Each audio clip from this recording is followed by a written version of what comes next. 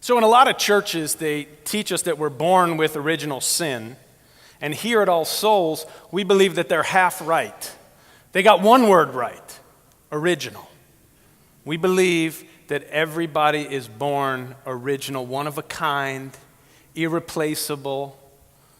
And we believe and we teach our young people to find that in them, that is true and it is real and it is them and nothing else. Because there's so many stars that people could try to follow. And then we miss our own star. And then we miss our own way home. And so today I want to talk about fate and destiny. And hopefully if I do my job, when I'm done, you'll know the difference between these two, at least as I understand them. And most of what I've learned on this subject, I've learned from a great teacher and mythologist, Michael Meade. He's a teacher of mine who I've met and learned from directly, but also through his wonderful writing. He's got a book on the topic of fate and destiny and a lot of lectures that he gives that I've listened to on CDs. And so he's a wonderful teacher of mine. So when he talks about destiny, he's not talking about predetermination, that everything's been decided before we were born and that we have no free will or no opportunity to change the path and the course of our lives. That's what the Calvinists believed. Now, today's Presbyterians. We broke away from the Calvinists. The Unitarians broke away from the Calvinists, saying, no, there's free will. We actually can change the course and make decisions that make a difference in our lives. And that was the cause of the split between the Calvinists, Presbyterians, Congregationalists, and the Unitarians many, many years ago, and it was over free will. So I'm not talking about destiny in the sense of that we don't have free will. When I'm talking about destiny, I'm talking about your deep self. I'm talking about the song of your soul that's unique to you, your gift, your calling, if you will. There's a sense in tribal culture, many tribal cultures, that the ancestors are still with us. The ancestors, even though they've died, they're still a part of the world and part of our lives. They're just beyond the veil, but they're still here and they're still paying attention and participating. And the way that I've heard it described in many cultures, the idea is that when a child is about to be born, that the ancestors, they know what the community needs. And so they package in the soul of that child that's about to be born a gift that the community needs for its very survival. And then right before that child is born, that soul and that gift is sent into that child who's born into the world with something that the community needs. Every child valued, every child needed, every child wanted, every child important. And that's the destiny that Michael Meade talks about. And when I'm talking about destiny, I'm talking about there is something unique to each one of us. There's a gift that we have that if we don't give, the world gets robbed of that gift because only we can give it in the way that we give it because it is ours and it is unique to us. So part of our religious task is to discover our gifts and then to learn how to share them with the world, because a gift is never meant to be for us, right? You buy a gift to give it away, right? You have a gift to give it away. So when I talk about fate, I'm talking about those things that we don't choose in our lives, because we have free will. We have a chance to make a lot of decisions about our lives, but there are certain things we don't get to choose. For example, I'm just curious, how many people here are introverts? Do we have any introverts in this church? Not a lot of introverts in this church, okay. Do we have a lot of extroverts in this church? A lot of extroverts? Okay, and a whole bunch of people are not sure if you're introverted or extroverted, or depends on your mood. That's what I'm saying. But the point is, we don't get to choose that. Some people get energy when they're around other people. Guess what I am? I'm an extrovert, right? Other people, they need to be alone and by themselves for a while to replenish their energy, and then they can go back out into the world. But we don't get to choose that. There's a lot of things about our lives, who our parents are, our ethnicity. There are a lot of things that we don't get to choose. That's part of our fate. Those are things that we're forced to wrestle with in our lives. They also include the things that happen to us. The deaths that occur in our lives, the premature deaths or the losses, the breakups, the things that hurt, the wounds, the comments that somebody made that were hurtful. There are a lot of things that happen to us that are considered fate in the sense that we didn't choose it, we wouldn't have chosen it. And yet, it is through that fate that we find our destiny. That if we pay attention to what's happened to us, if we learn to accept it, if we learn to grieve the losses, go through whatever we need to go through in order to get to the other side, it is those fateful moments that help lead us to our destiny. So, fate and destiny are connected in that way. Our destiny is unchangeable. Our destiny is our gift. That's ours. It's something it's a purpose that we came into the world with. It's our job to find it and share it. But our fate is something that we get to work with. We get to negotiate and manipulate in different ways. And we get to respond to in such a way. And sometimes those fateful moments in our lives keep us from finding our gifts. They keep us off track if we're not paying attention, if we're not around other people who can help us to recognize that death, that loss, that addiction, whatever it is, that wasn't meant to derail me, maybe to derail me from some life I was living that was not me anyway. But it's there to help point me in the direction of who I am in the world. You know, some of you know I lost a child 6 years ago. I lost a daughter 3 years old. I would have never chosen that fate for myself. I didn't get a choice. All I got the choice to do was how am I going to grieve that loss? What am I going to do with that loss? And how is that loss helping point me towards my destiny to be a more compassionate minister, to be a better father to the children I still have, to be a better husband, to be a better person, a better friend, right? Those fateful moments that we don't choose, that we're forced to grapple with, if we pay attention, can point us toward our destiny. And every one of us has a destiny. Every one of us has a calling. I want to share a story with you if I can. That'd be all right if I share a story with my drum a little bit for you? All right. This is. I want to, as we think about the story, I want us to keep in mind. Now, you may have heard this story before, and sometimes the ego does funny things with us. That when we've heard a story, we think, "Oh, I know that story," and then we stop listening. But don't let your ego do that to you. Realize that every day we get up, we're in a different place on our path. Every day we learn something. The story means something different. We find something different in the story. So listen closely as I tell this story, and as we do,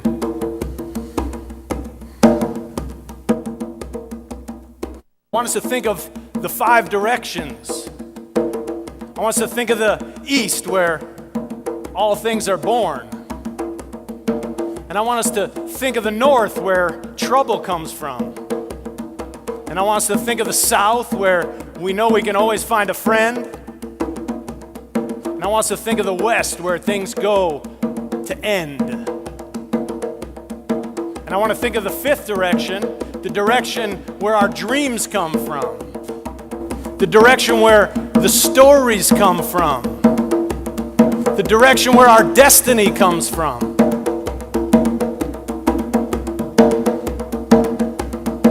Direction where that voice that we sometimes hear when we're alone comes from. That place that begins with once upon a time. There was a place a long time ago. It was a small hut in a small village. And a man named Isaac lived in this village. He was an old man, Isaac. And he was a simple man in many ways in that he didn't have a lot of complex needs and wants. He just did what he thought he needed to do to survive. And Isaac kind of went through his day, but then at night, he would dream. And sometimes in his dreams, he would hear a voice. And one time, he dreamed that a voice was telling him directly, "It's time, Isaac. It's time to go to that distant city and go to the center of that city where you'll find a bridge and go to the base of that bridge and dig a hole and you will find there a great treasure." Well, when Isaac woke up, he thought, it's just a dream. Just a dream. But then, a while later, he had that same dream again.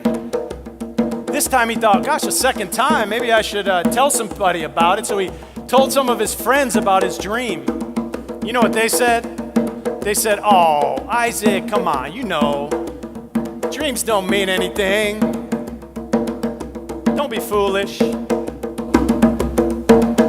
But But then a while later, he had the dream a third time. And after he had the dream a third time, Isaac just got up from bed and he started walking. And he just was walking through the highways and the byways of the world. And he just started heading towards that distant city. He was walking all day and all night until he wore through the soles of his shoes and he was barefoot. And then after a while, the winds would come up and the dust of the earth would come up and it would get onto his body and it would get onto his clothes. And he was all dusty and he wore through most of his clothes and he was just tattered and ragged and barefoot. He looked really strange by the time he got to that distant city. But as soon as he got there, Isaac went right to the center of the city, and sure enough, there was a bridge. And at that bridge, there was a castle. And he said, here it is. And he looked at the base, but there was one problem. There were a bunch of guards around the bridge, and he figured, these guards aren't going to dig a hole here. It's kind of like a Homeland Security deal. So he didn't know what to do. It'd been a long trip following his dream, so he was kind of dejected and walked near the bridge, and he just started pacing back and forth, day and night, until the captain of the guards came up to him and he said, "Oh man, you look so anxious. What are you doing?" He said, "You've been walking back and forth all the time." He said, Isaac said, "What am I doing? I had a dream. As a matter of fact, I had 3 dreams about this place. And a dream told me I was supposed to dig a hole and I'd find a great treasure, but I'm kind of afraid to dig a hole with all you guards standing around here." And the guard said, oh man, you're old enough, I would think you would know better than to follow your dreams. Everybody knows dreams don't mean anything. He said, "For example, I had a dream last night. And in my dream, it said that someone named Isaac was going to come to me and was going to know that he was supposed to go back to his hut, go back to his home where he grew up. And that when he got there, he was going to find there in his hut at the hearth some bricks that were loose. And when he loosened those bricks, he was going to find there a great treasure." And so Isaac said, "Thank you," and turned around and started walking home. And he walked all the way back home. It was a long way, but when he got there, guess what? Sure enough, there at the hearth, there were some bricks, and those bricks were loose. And he opened those bricks, loosened them, and found a treasure. And you know what he did with that treasure? He took that treasure, and he built himself some say it was a house. Other people, I like to think it was a church. It was some place where he could invite his friends and he could invite strangers. And when they came, you know what he'd ask them? He'd say, "Have you had any dreams?" And they'd talk about their dreams and they'd help each other to take action toward their dreams. And Isaac became a great dream interpreter. People tell me that that place is still there. That place is still here somewhere. I don't know, but I know that I like to think that, when I'm laying there at night, right before I go to sleep, I'm just glad that there's places where we could come to live our dreams and take action towards our dreams. How about you?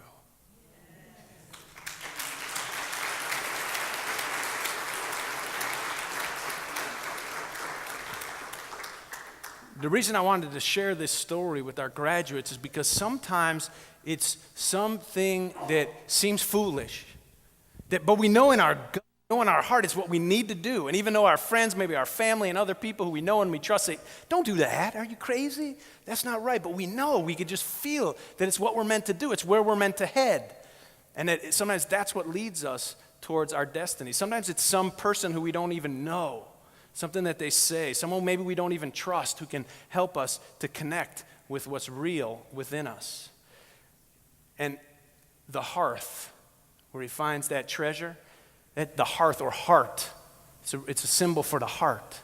Sometimes in the course of growing up, the things that we deal with, and I know this graduating class, and I know some of them who've lost a parent. I know some of them who've dealt with addiction. I know some of them who've had parents who've gotten divorced and gone through lots of things. And sometimes in the course of growing up, from name calling and other things, we build bricks around our heart. And sometimes the process of finding our destiny requires us loosening those bricks around our hearts so that we can expose and open ourselves to emotions and how we feel. We can come into church and cry and be with each other and cry on our own and be angry if we're angry and just know how we feel because our hearts become open. But that's really important. And so what I give these young people to remember this message, because Rumi, the Sufi poet from the 13th century, he said in one of his poems about this topic, he said, if you forget everything you've ever learned, but remember this one thing, you'll have a meaningful life. But if you remember everything and learn everything there is to know in the world, but forget this one thing, you're bound to have a life that feels meaningless. And that one thing is the fact that we are destined. We are called. There is a song written on our heart that we are meant to manifest, that we are meant to express somehow. And it might be different, and it might be weird, and it might be strange. And those moments of fate that we run into that can seem like these awful moments, the worst thing that's ever happened to us, the broken heart, the wounded place, those things are actually trying not to nudge us away from our destiny, but to point us towards our destiny and our calling in the world. So we have to remember that and embrace those places, even though they hurt and even though they're painful. Not try to forget about them, not try to sweep them under the rug, but to actually feel them, experience them fully, and know that they are leading us towards our destiny. And so I shared with them a story that I heard from another teacher of mine, Jack Cornfield, who's a Buddhist teacher. He studied Buddhism in Thailand, Burma, and India, and he said that they had palm leaves there, but this is the biggest leaf I could find. They had these big palm leaves, and he said before they had writing implements and they had paper, that these monks had to learn these chants. All their scriptures were chanted as songs, and that's how they'd learn them, but they couldn't always remember all the songs. And so what they did was they'd write them down on a leaf, on a palm leaf. They'd just take a fine, sharp stick, and as they were learning the scripture, which was a song, they would write it on the leaf with indentations. The problem was, like our destiny, you couldn't really read it very well, these indentations.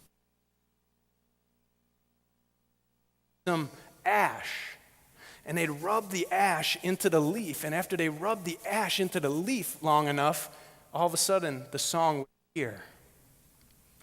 And this is what I gave each of the young people: a leaf, and I gave them some ash from my life at home, and I told them to remember they have a song written on their heart that is theirs, and no one can take it away.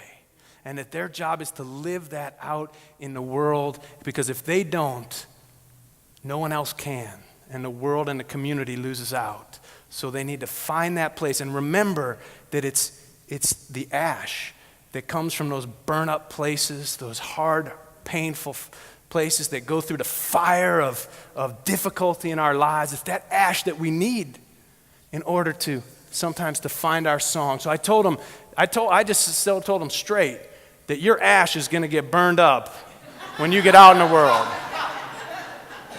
So take that ash and find your song and sing it, because we need it.